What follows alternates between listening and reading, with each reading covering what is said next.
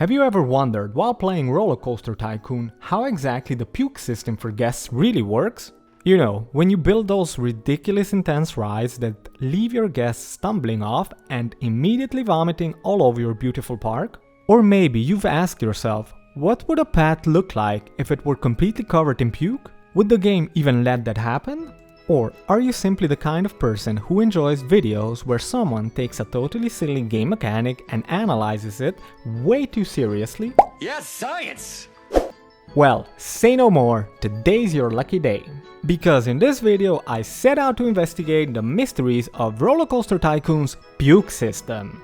Hello and welcome, I'm PixelatedQuest and today we're diving deep into RollerCoaster Tycoon's disgusting but fascinating puke distribution system.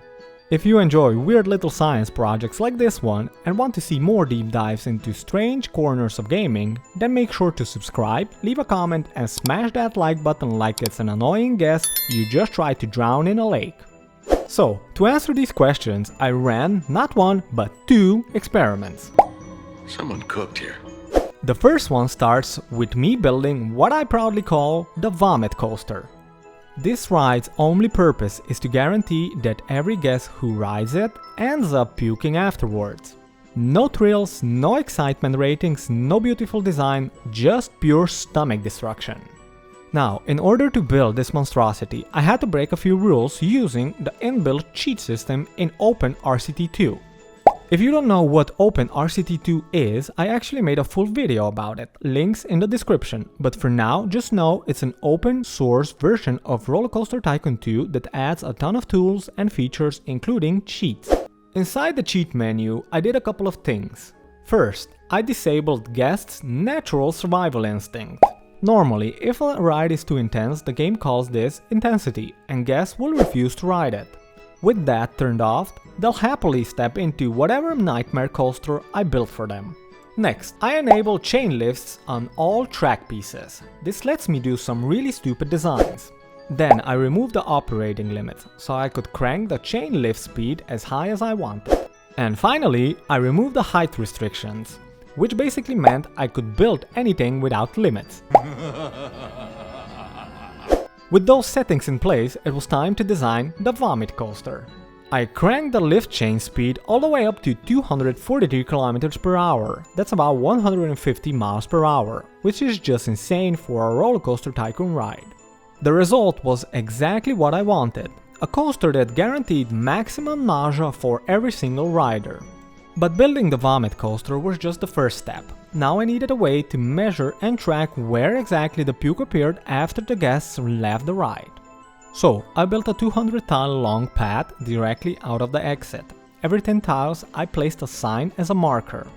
This way I could carefully track how long it takes for guests to walk off their nausea, when exactly they puke, and which tiles are most likely to get hit by vomit. To make sure I had enough guinea pigs, test subjects, I ran a bunch of marketing campaigns to flood the ride with guests. And then I just let the experiment run for one full in-game year. A few moments later.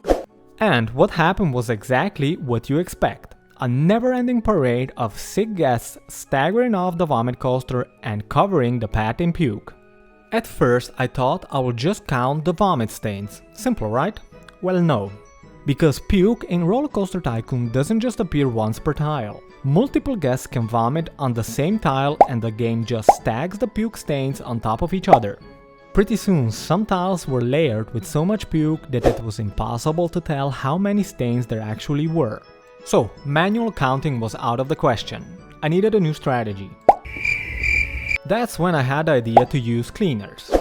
I placed a cleaner every 10 tiles along the path. Then I would check their stats thinking, okay, if cleaners log how many times they sweep, maybe that will give me an accurate puke count.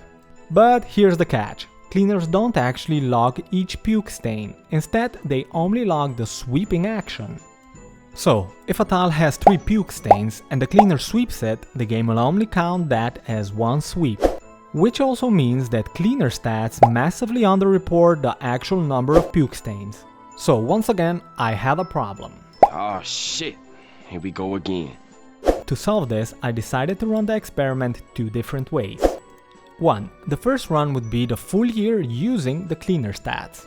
2. The second round would be just one in-game month where I would manually count the puke before it got overwhelming. And here's what I found. Cleaner stats after 1 year, 175 sweeps. Manual count after 1 month, 329 puke stains.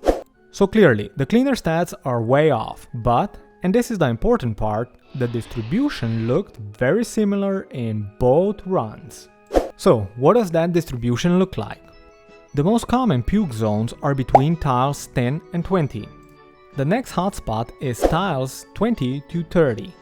Surprisingly, the first 10 tiles don't get hit as often as you'd think. After tile 30, there is a gradual drop-off, with stains decreasing consistently until about tile 110 to 120. Around tile 150, only a few scattered vomit stains appear. Beyond tile 160, puke becomes rare, and after tile 200, there's no puke at all. This shows us that the likelihood of guests puking is strongly tied to the distance from the ride's exit, with the majority of vomit appearing within the first 30 tiles. As mentioned at the beginning of this video, this left me with another question. Could I, with enough effort, completely cover an entire path with puke? To test this, I added not just one but 2 more insane rides, all designed to maximize guests' nausea. Then I let the game run for 2 full in-game years. A few moments later. So, what happened? Even with a consistent flood of vomiting guests, I could not cover every single tile. Some tiles just never ever got touched. I even closely observed a particular section of the path for a long time, and despite countless vomiting guests, there were gaps that never got filled. This suggests that the puke system isn't random at all. If it were purely random, eventually you'd expect every tile to get at least one vomit stain, but that didn't happen. It really feels like there's some kind of underlying logic, maybe even a hard-coded limitation, that prevents paths from being fully covered in puke. While watching this experiment, I noticed a small detail I had totally forgotten about. When a path gets really messy with puke, some guests will actually stop, look down at their shoes, and react to the filth around them. It's a tiny animation detail, but it's honestly kind of charming. A reminder of how much attention to detail Chris Sawyer put into this game. So, what did this disgusting experiment teach us about RollerCoaster Tycoon? 1. Guests are more likely to puke between tiles 10 and 30 after leaving a ride. 2. Cleaner stats are unreliable because they only log sweeping actions, not the actual number of vomit stains. 3. And no matter how hard you try, you cannot completely cover a path in puke. Some tiles or spots will always stay clean. And there you have it, RollerCoaster Tycoon's puke distribution system tested and analyzed. Thank you so much for watching. I hope you enjoyed this bizarre little science project as much as I enjoyed running it. If you want to see more strange RollerCoaster Tycoon experiments or just more OpenRTC2 gameplay in general, let me know in the comments below. And don't forget to subscribe and smash that like button for more fun videos like this one. Congratulations to the winners of this giveaway, listed here. Send me an email to claim your Steam key. If you also want to participate in the next giveaway, which will be in the next video I release, simply subscribe to my channel. I will be picking 5 random subscribers with each video releasing. Have a wonderful day.